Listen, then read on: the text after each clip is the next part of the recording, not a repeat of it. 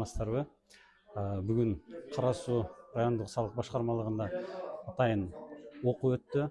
Оқуда основном темалар конституция бойынша жарандық муниципалдық және мемлекеттік қызметшілердің мыйзамдары бойынша ел менен иштөө боюнча атайын окуулар өттү.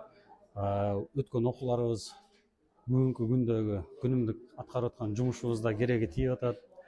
Бул да болсо бир мамлекеттик кызматкердин жеке квалификациясын жогорулатууга өтө таасирин тийгизип, өтө жардамын берип атат.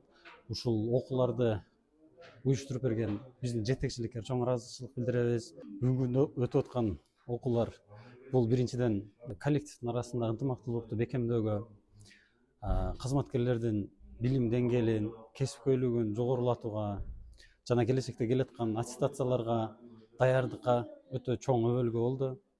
Өтө чоң таасирин тийгизип, окууну өтүп берген Гүлфин эжекеге жана анын командасына ыраазычылык.